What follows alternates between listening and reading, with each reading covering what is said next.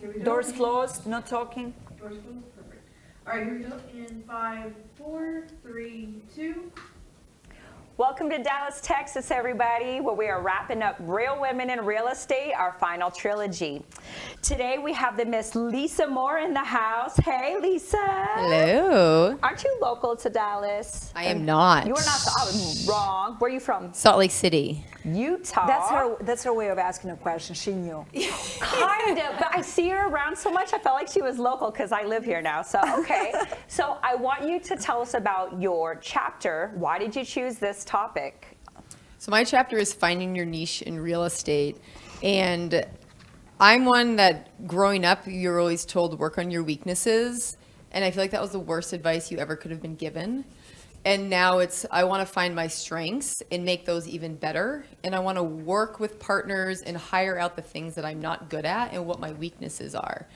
So I think a lot of people, we need to figure out what do we, one, enjoy doing, but what are we good at? Like, what do we really get motivation from? And there's so many things within real estate that you can do. It's endless. That whatever you're good at, whether you love talking to people or you're super shy and you just want to be like doing paperwork, there's something in real estate that you can do. And I think it's so important for people to figure out what they enjoy and what they're good at and know that they can find something within real estate that will fit that for them. Mm-hmm. So what made you choose a niche in real estate? Back to like what we enjoy. We are always drawn, I invest with my husband, and we're always drawn to just kind of weird, old, quirky properties that I don't consider myself a creative person until it comes to real estate, and we can walk a property and see where can we add value? How can we change this property? Is there a spot where we can add more bedrooms, add more bathrooms? Can we change something about it to make it more unique, to make it a place where people want to live and want to stay and feel like it's a home, not just another big apartment building that they don't feel like they have much, say in what goes on with it.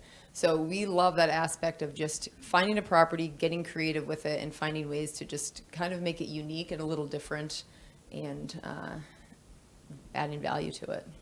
So the whole purpose of this book was to get more women and minorities to invest. So if somebody's listening to this and they're like, great, Lisa, so how do I get started? What are you going to tell them? Get in the rooms with people. I think when I first started, I didn't know about any groups, like Bigger Pockets or InvestorCon or I was just kind of doing it on my own and just like, all right, let's go. And then a couple years into it, my husband's friend introduced us to REIAs, which are Real Estate Investor Associations. They're local meetups. And then I learned about Bigger Pockets, and I'm just like, what? Where has this been the last few years?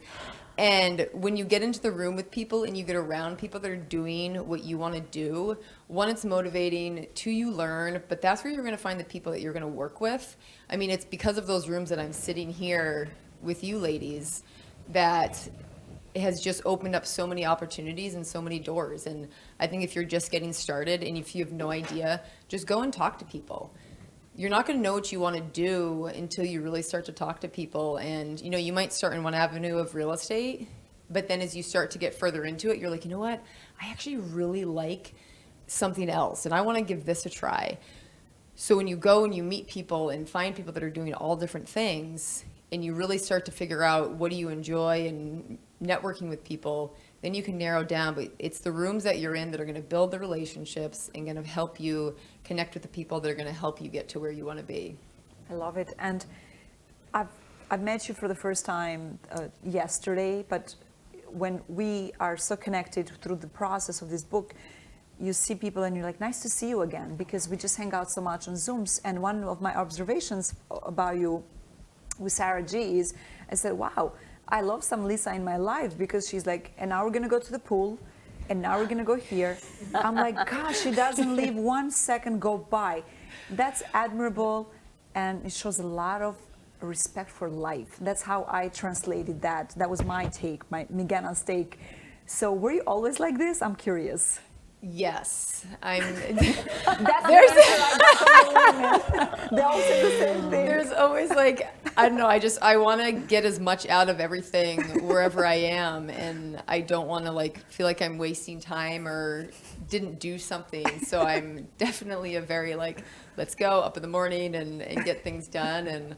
But it allows me to do so much, and I feel like the more organized and disciplined I am, people are like, oh, that's just so like controlling. It's like, no, that's what's freeing me. No, that's freedom. It's my discipline, and it's my being on task and really organized with things that's giving me the freedom and giving me the ability to live the lifestyle that I want. Like, I'm very lifestyle driven. That is, everything is like, does this fit into the lifestyle that I want? And by being disciplined and organized, that is what has given me the freedom and the discipline to be able to do what we want to do. I love that. So. Very intentional. Yeah. So for those that want to connect with Lisa Moore, how do we get in touch? Instagram, you can follow me on Instagram at More Doors with Lisa. Also Facebook and YouTube, Lisa Field Moore, you can find me, and definitely feel free to reach out and ask me any questions you might have. If you want some more, find Lisa Moore. Yes, congratulations. Yeah, I'm gonna give this to you. Now you're official. You're